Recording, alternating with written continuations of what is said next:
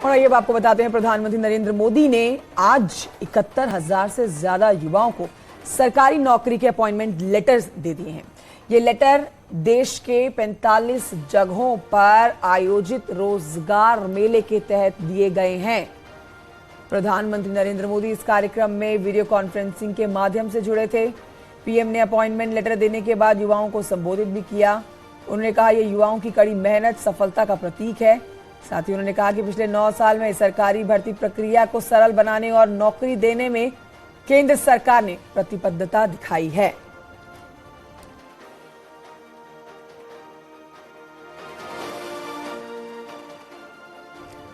तो देखिए, ये आप 5वां रोजगार मेला कह सकते हैं, जिसमें आज 71,000 से ज्यादा युवा हैं जिनको अपॉइंटमेंट लेटर आप कह सकते हैं दिए गए हैं।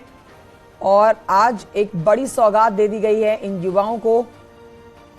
सरकारी नौकरियों की सौगात इनको मिल चुकी है। प्रधानमंत्री नरेंद्र मोदी वीडियो कॉन्फ्रेंसिंग के जरिए इस कार्यक्रम में जुड़े थे, जिसमें उन्होंने नियुक्ति पत्र देने के बाद संबोधित भी किया उन स्टूडेंट्स को। पहले सरकारी नौकरी के लिए आवेदन करना ही बहुत मुश्किल होता था। एक एप्लीकेशन फॉर्म लेने के लिए घंटों लाइन में लगो रहो,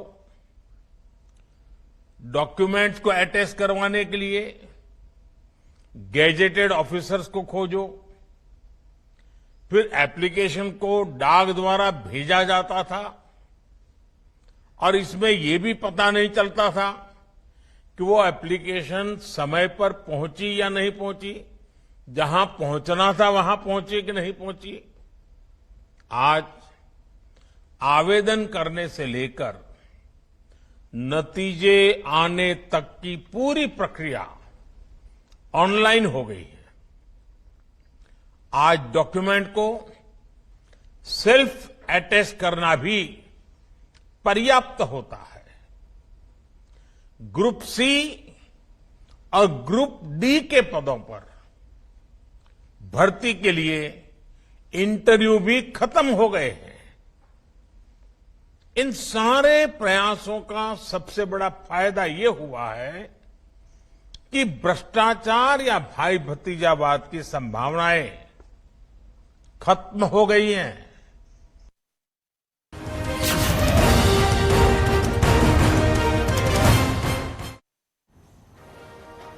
और आइए अब आपको बताते हैं, मुख्यमंत्री योगी आदित्यनाथ ने आज शासन स्तर के वरिष्ठ अधिकारियों के साथ बैठक की।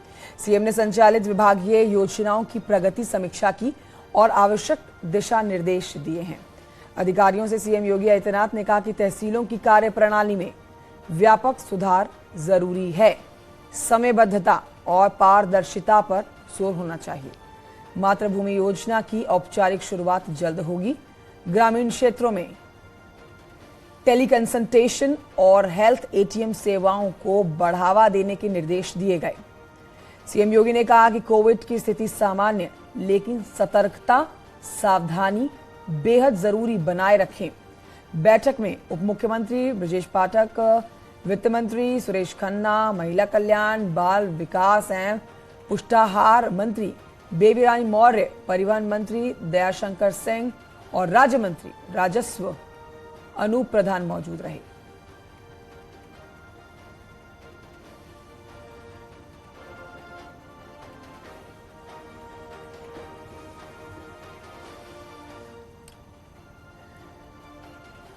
तो हर वक्त चुनावी मोड में रहने वाली बीजेपी निकाय के जश्न को भुलाकर अब फाइनल इम्तिहान की तैयारी में जुट गई है। प्रधानमंत्री नरेंद्र मोदी से लेकर सीएम योगी और प्रदेश अध्यक्ष भूपेंद्र चौधरी तक अब सब चुनावी मोड में हैं, क्योंकि दूसरी तरफ अब जब चुनाव होने हैं 24 की, उसकी तैयारी होगी। लेकिन इस बीच ये बताएंगे, अखिलेश यादव अब भी हार पर मंथन की जगह आरोप प्रत्यारोप से यूपी के सियासी माहौल को गर्म करने की कोशिश में लगे हुए हैं। देखिए रिपोर्ट।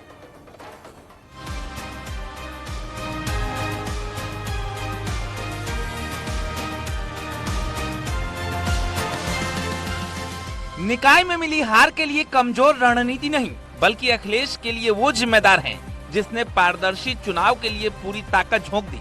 जिन अधिकारियों ने तपती धूप में वोटिंग के बाद काउंटिंग करवाई, अब जब उस चुनाव के परिणाम अखिलेश यादव के मन मुताबिक नहीं आए तो हार स्वीकार करने के इतर उन अधिकारियों और बीजेपी पर हार का ठीकरा फोड़ दिया।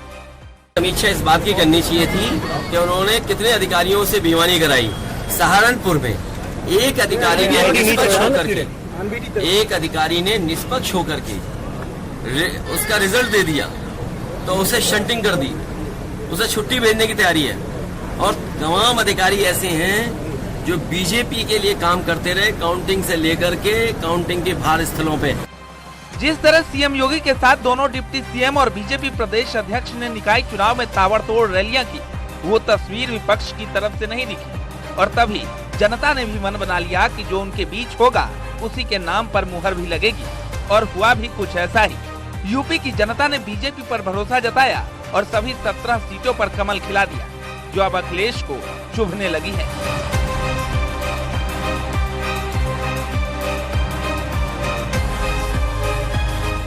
अखिलेश यादव भले ही अपनी हार के लिए अधिकारियों को जिम्मेदार ठहराते हों, लेकिन कर्नाटक में बीजेपी की हार पर खुशी जाहिर कर रहे हैं और उस अभियान को धार देने की कोशिश कर रहे हैं जिसमें थर्ड फ्रंट के सहारे बीजेपी को टाइट फाइट दी जाए। लेकिन भूपेंद्र चौधरी ने अखिलेश यादव को निकाय के परिणाम पर पहले आईना दिखाया और यहीं से 2024 के लिए अपनी रणनीति भी साफ कर दी। जिस तरीके से जगह जगह से सूचनाएं मिल रही हैं, अधिकारी खुलेआम हस्तक्षेप कर रहे थे। वोटर लिस्ट से लेकर के सरकारी कर्मचारियों का व्यवहार और सरकार का दबाव ये बता रहा है कि आने वाले समय में भारतीय जनता पार्टी न केवल जहां कर्नाटक से साफ हुई है, उत्तर प्रदेश या अन्य राज्यों से भी भारतीय जनता पार्टी का सफाया होगा। हमारी भारतीय जनता पार्टी का एक कार्यकर्ता, देश के प्रधानमंत्री जी सहित सब लोग लगातार कार्यक्रम, अभियान, सरकार के काम, जनता से जुड़े विषयों को लेकर जनता के बीच में है लगातार। और अखिलेश यादव जी एसी में बैठकर राजनीति कर रहे हैं, ट्विटर के माध्यम से राजनीति कर रहे हैं, तो जनता सब समझती है जी। अब वो बताए ना जनता को कि वो कितने उनके इस चुनाव के नियमित कितनी जगह उनका जाना हुआ, कितनी जगह वो गए, कितनी जगह अपनी पार्टी की विचारधारा से उन्होंने लोगों को या पार्टी के कामों से अवगत कराने का काम किया, वो कहीं नहीं गए। अखिलेश यादव निकाय चुनाव के बाद 2024 में बीजेपी को रोकने के लिए हर संभव कोशिश कर रहे हैं, लेकिन इस सवाल का उत्तर नहीं दे रहे हैं कि कर्नाटक में जिसकी जीत पर वो विपक्ष की पीठ थपथपा रहे हैं, उस कांग्रेस पार्टी के साथ आगे जाएंगे या नहीं। लेकिन बीजेपी ने अपना एजेंडा दूसरे दिन ही क्लियर कर दिया। अब पीएम मोदी भी 2024 के लिए चुनावी शंखनाद उत्तर प्रदेश से ही करने वाले हैं। अगले महीने पीएम मोदी का यूपी दौरा है। अवध, काशी, गोरखपुर में रैली करेंगे। सरकार के 9 साल पूरे होने पर अभियान शुरू होगा। यूपी में बीजेपी जनसंपर्क अभियान चलाएगी। उत्तर प्रदेश में प्रधानमंत्री नरेंद्र मोदी लोकसभा चुनाव का चुनावी शंखनाद जून से करेंगे।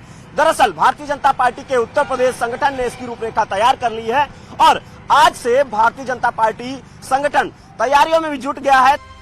80 में 80 सीट जीतने के लक्ष्य से पीएम मोदी, सीएम योगी और भूपेंद्र चौधरी तीनों नेता एक साथ यूपी के चुनावी समर में दम दिखाते नजर आएंगे, तो विपक्ष से अखिलेश यादव तीसरे मोर्चे के नेताओं से हाथ मिलाते हुए अपनी चुनावी अभियान को धार देने की कोशिश करेंगे। लेकिन विपक्ष के लिए संकट अब वही है, अगर साथ नहीं आए तो परिणाम निकाय जैसे ही दोहरा सकता है। Bureau report, news 18।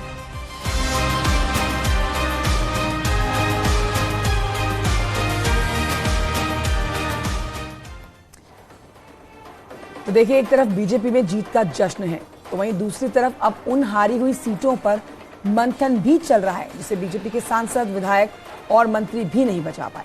दरअसल बीजेपी ने मंत्रियों के साथ अपने सांसदों और विधायकों को भी अपने ही गढ़ में निकाय चुनाव जिताने की जिम्मेदारी दी थी, पर कई जिलों में वो जनता का मन नहीं पड़ पाए। देखिए रिपोर्ट।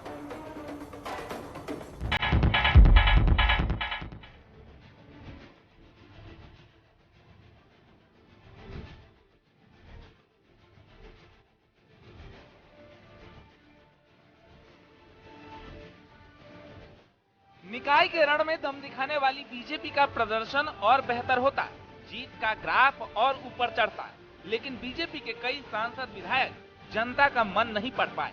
नगर निगमों की मेयर सीट पर भले ही नतीजे 100% रहे हों, लेकिन नगर पालिका और नगर पंचायतों में सांसद, विधायक और मंत्री खास नहीं कर पाए और अब इस पर मंथन होगा, फिर एक्शन।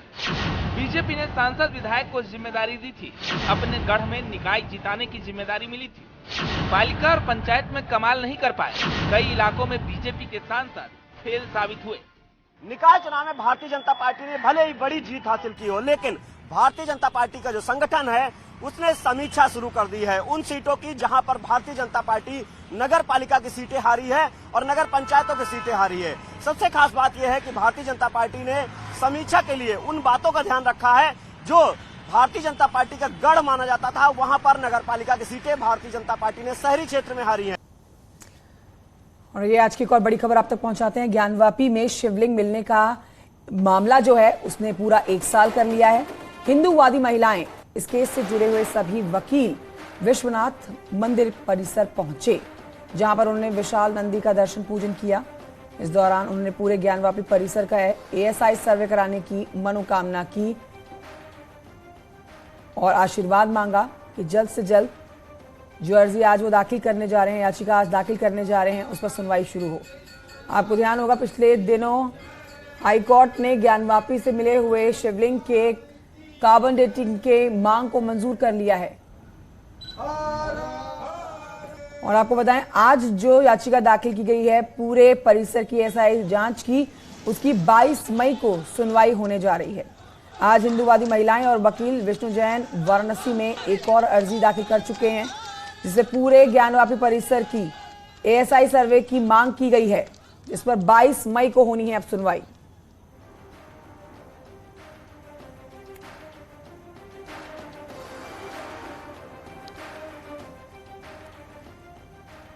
वाराणसी में पुलिस टीम पर पथराव हुआ है। पुलिस की टीम अवैध अतिक्रमण को हटाने के लिए यहां पहुंची हुई थी।